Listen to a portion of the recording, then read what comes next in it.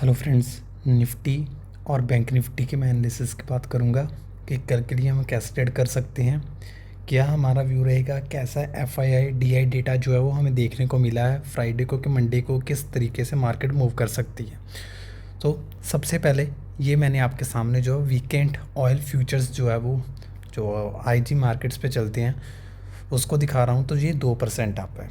ये 2% अप क्यों है? क्योंकि जो ईरान के जो लीडर हैं उन्होंने बहुत जो गंभीर आरोप लगाए हैं ट्रंप पे कि वो एक गद्दार आदमी है और उसने हमारी कंट्री के ख़िलाफ़ जो है वॉर शुरू करी है, तो उसको अंजाम तक हम पहुंचाएंगे। तो ऐसा कुछ स्ट्रिक्टली उनकी तरफ से जो है बोला गया। और ईरान ने जो एमओयू जो यूएस के साथ साइन करा था उन्होंने टोटली सस्पेंड कर दिया है। उन्होंने बोला कि कोई भी क्लॉज अब मायने नहीं रखता। ठीक है, तो ऐसी बातें उनकी तरफ से कही गई हैं जिसके कारण जो है वो ऑयल फ्यूचर्स जो है वो 2% अप है और फ्राइडे को भी 3% आप थे अगर आप देखें तो। ठीक है, तो ये तो होगी क्रूड की बात। अगर क्रूड ऊपर है तो हम तो डिपेंड ही क्रूड पे करते हैं, तो मार्केट में हमें डाउनसाइड देखने को मिल सकती है। लेकिन यहाँ आता है इंटरेस्टिंग पॉइंट। कौन सा?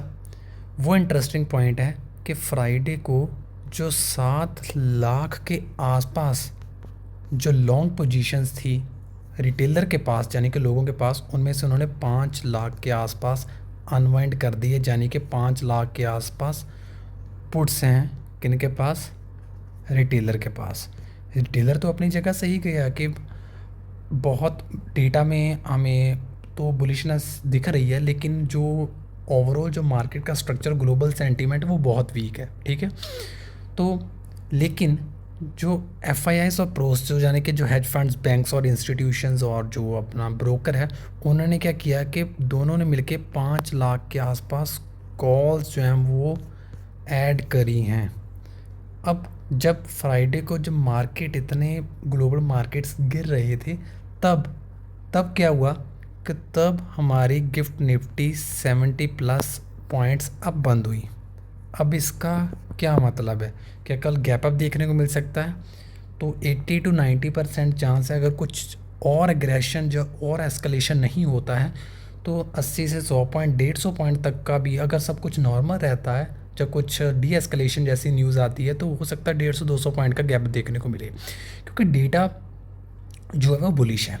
ठीक है, मैंने अगर आप ये वीडियो एक्स पे देख रही हो तो मैंने एक्स पे भी अपना एफ आई डी डेटा का वीडियो डाला है। अगर आप यूट्यूब पे देख रहे हो तो यूट्यूब पे तो मैं रोज़ जो है वो डालता ही हूँ, और एक्स पे भी अभी मैं रोज़ रेगुलरली अपडेट्स आपको दूँगा। ठीक है, तो बाकी देखो, एक लेवल था जो हमारे पास था 24,372 से लेके 24,380। ये लेवल क्यों था? क्योंकि अगर मैं वीकली टाइम फ्रेम लगाऊं तो यहाँ पर आता है हमारा एमा का रेजिस्टेंस। और जब पिछली बार मार्केट यहाँ पर एमा के पास गया था तो वहाँ से जो है वो एक्सपोनेंशियल मूविंग एवरेज बोलते हैं इसे, तो बहुत अच्छे तरीके से जो वो गिरा था, नीचे आया था 23,000 तक। अब मार्केट ने फिर से उसे अप्रोच किया है। ठीक है, तो अब हमारे लिए जो है वो क्या व्यू रह सकता है? तो सबसे पहले तो हमें इस रेजिस्टेंस को पार करना पड़ेगा। हो सकता है मार्केट इसके ऊपर खुले। अगर इसके ऊपर खुलता है तो फिर कौन से रेजिस्टेंस मार्केट जो है फेस कर सकता है? इसके बाद जो रेजिस्टेंस मार्केट के सामने आएगी वो आएगी आपके सामने 24,450 के आसपास। ठीक है, 24,450 से 24,500 इतने 50 पॉइंट की आप रेंज लगा रही है, जो कि एक हमारे लिए रेजिस्टेंस का काम करेगी। ठीक है, तो डाउन साइड के लिए आपको कब प्ले करना है? जब आपको डेटा साथ दे। अगर मार्केट गैप अप खुल जाती है और उसके बाद ऊपर साइडवेज रह जाती है तो आपको गैप अप को चेज़ नहीं करना है। ठीक है, गैप अप को चेज़ नहीं करना है। ऊपर डेटा देखिए।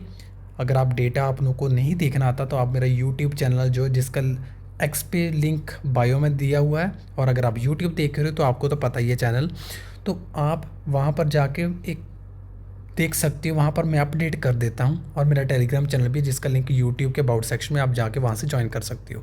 तो अगर मार्केट गैप अप खुल जाता है और वहाँ पर सस्टेन करता है तो फिर हम देखेंगे कि ऊपर से रिजेक्शन ले रहा है, और अगर ऊपर से रिजेक्शन लेगा तो डाउन साइड के लिए हम प्ले कर सकते हैं एक छोटे से स्टॉप लॉस के साथ कि डाउन साइड मार्केट आ सकती है।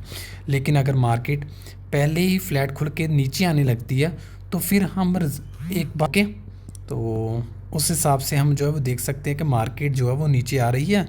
तो वो नीचे आएगी तो हम फिर क्या करेंगे, सपोर्ट के आसपास जो है वो ख़रीदारी करने की कोशिश करेंगे। ठीक है, तो ये था मेरा जो है वो निफ्टी के लिए व्यू। अगर आपको डाउन साइड आपको लगता है कि किस लेवल के नीचे अच्छा डाउन साइड प्ले हम कर सकते हैं, तो वो आई गेस ये लेवल होगा 24,240। इसके नीचे हम डाउन साइड के लिए प्ले कर सकते हैं और टारगेट्स जो है वो 24,100 तक को जो है रख सकते हैं। ठीक है, ऊपरी लेवल्स और नीचे लेवल्स मैंने दे दिए।